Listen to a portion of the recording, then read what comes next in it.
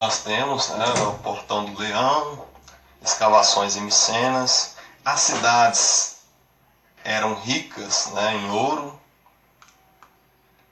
Aqui nós temos a máscara de Agamenon.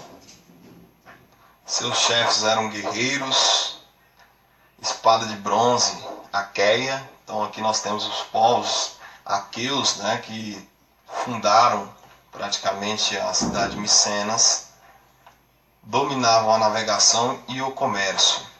Aqui nós temos dois trechos, né, que tratam um pouquinho das obras de Homero, né, os seus poemas, Ilíada e Odisseia, que eu já tratei um pouquinho sobre isso no início da gravação do vídeo.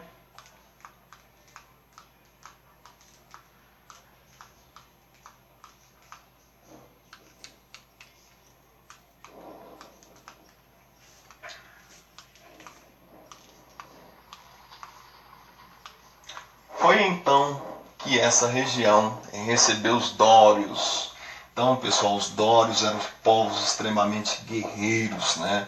Eram povos que tinham uma cultura militarizada, certo? Eram povos, inclusive, que já tinham uma tecnologia, né? Que na época era o ferro, eles já tinham o domínio do ferro. Então, eles implantaram uma cultura extremamente militarizada. Inclusive, na história, atribui-se aos dórios, né, os fundadores do estado de Esparta. Então foi eles que originaram o estado espartano.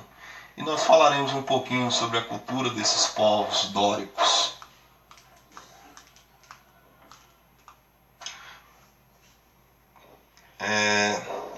Guerreiros com armas de ferro que não se dedicavam ao comércio, mas sim à agricultura de subsistência.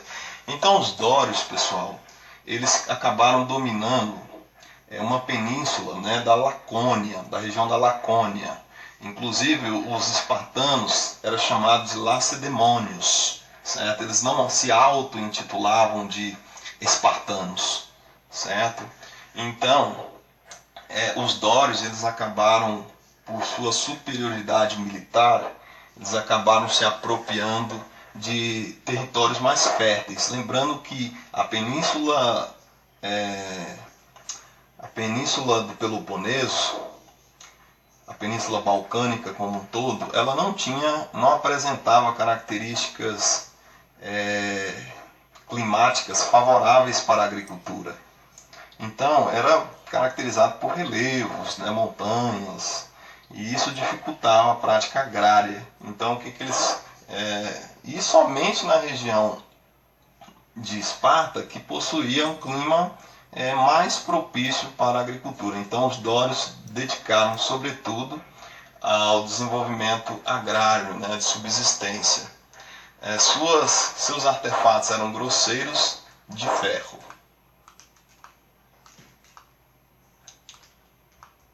Cremavam seus mortos, então isso fazia parte da cultura dos dórios. Foram responsáveis pelo fim da civilização micênica.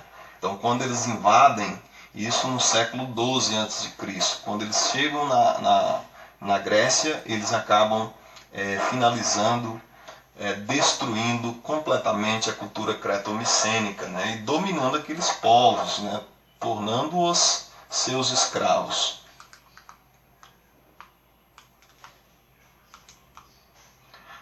Os aqueus, então povos vindos do norte da Península Balcânica, invadiram e dominaram os cretenses, fundando as cidades como Tebas, Pilos, Tirinto, Micenas, enfim, Dórios, né, como eu acabei de falar para vocês.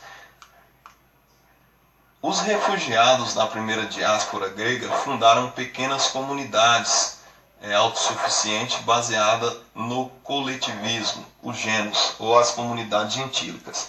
Então, pessoal, quando a Grécia se originou, ela foi fundada através de núcleos, pequenos grupos aglomerados de pessoas, né?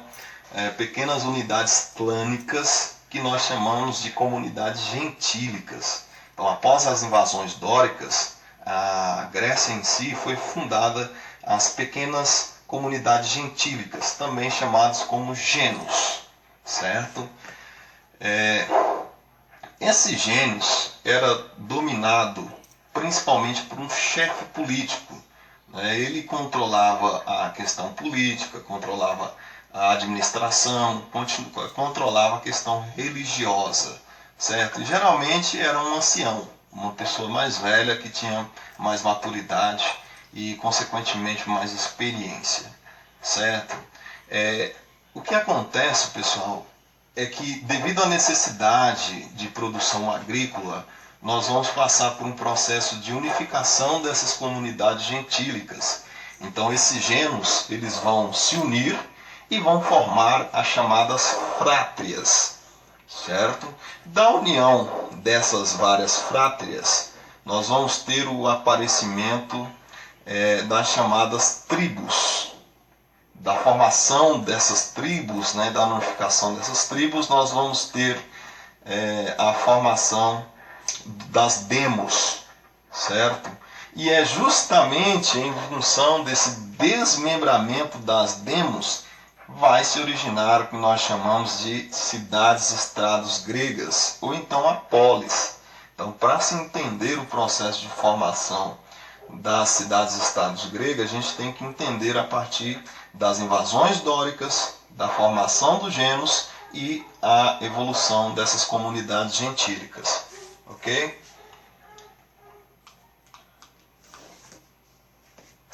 Essas unidades eram compostas por membros, tá vendo? A comunidade gentílica tinha um chefe de família chamado pater família. Então ele que assumia a parte administrativa, a parte jurídica, a questão religiosa, enfim. Por volta do ano 800 a.C., as disputas por terras cultiváveis e o crescimento populacional acabaram com o sistema gentílico, o que deu origem à segunda diáspora grega. Aqui nós temos uma localização geográfica, né, que aponta a habitação dos principais povos, né, que se estabeleceram na Grécia. Então nós temos aqui essa parte avermelhada, o território correspondente aos eólios, essa parte pintada de marrom, onde se estabeleceram os jônios. Inclusive os jônios foram povos responsáveis pela formação de Atenas. Os dórios, que é a parte esverdeada, certo? Responsável pela formação de Esparta, e outros territórios, né, dos arcádios, que eram outros povos também que se estabeleceram na Grécia, certo?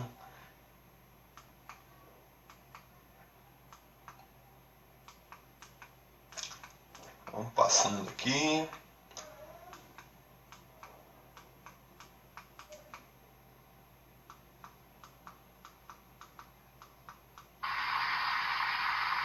Beleza, aquele processo lá que eu havia explicado, né? Genos, frátrias, tribos, demos e a última etapa, né, da formação das cidades, estados, né, que é a polis. Então, período arcaico. Então, os genos cresceram e formaram as cidades-estados. Então, quando chega no período de formação das cidades-estado, dando ênfase principalmente para Atenas e para Esparta, aí nós falamos do período arcaico, certo?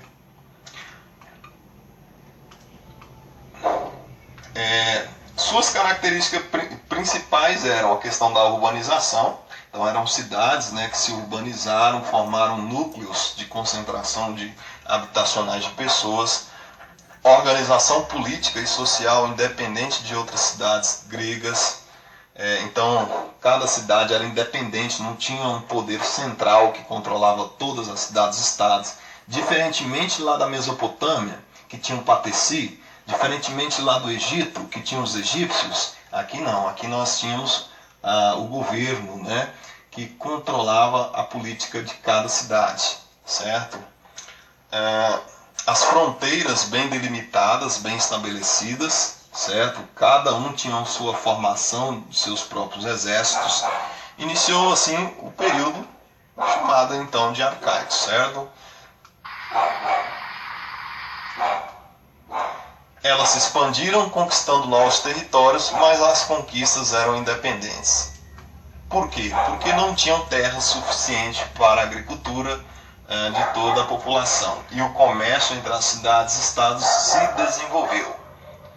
Criaram moeda para isso, certo? Os produtos produzidos nas colônias eram vendidos em suas cidades. Nas pequenas terras férteis da Grécia produzia-se um pouco de tudo. Então, o que eles produziam? Legumes, videiras, cereais, produziam também mel de abelhas. Certo? Então nós temos aqui um pouquinho, né, da vida cotidiana dos povos gregos, certo? Em Atenas.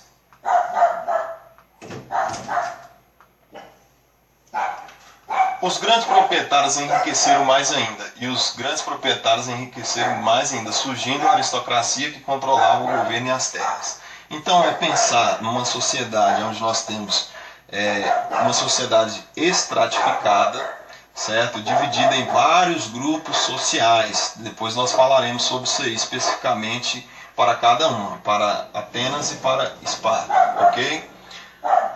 Nós tínhamos os grandes proprietários de terra que praticamente controlavam toda a produção agrícola, né? Controlava toda a questão do comércio, toda a questão da tributação de impostos, né? Eram criados por eles, certo? E nós tínhamos o grupo dos despossuídos, aqueles que não tinham um elemento importante, meus queridos alunos, a propriedade privada.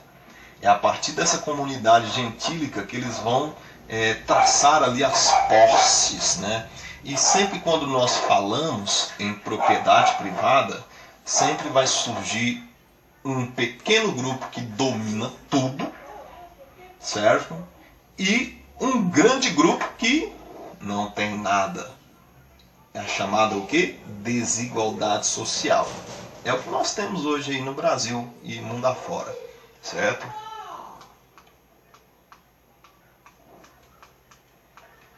Período clássico. Então as cidades-estados formaram a polis. Elas tinham algumas características. Então cada uma abrigava a cidade em si, serviam de ponto de encontro da população, eram centro político, econômico e religioso. Por exemplo, Esparta, Atenas, Tebas, Corinto, Mileto e etc. Cidades-estados possuíam um templo ofertado às divindades local, a praça para a Assembleia Popular, a Acrópole, no lugar mais alto, núcleo da defesa militar, teatros, estádios para entretenimento. Então, no período clássico, pessoal, nós já temos uma civilização mais dinâmica, mais próspera, mais evoluída, né? No sentido de organização social, política e econômica, ok?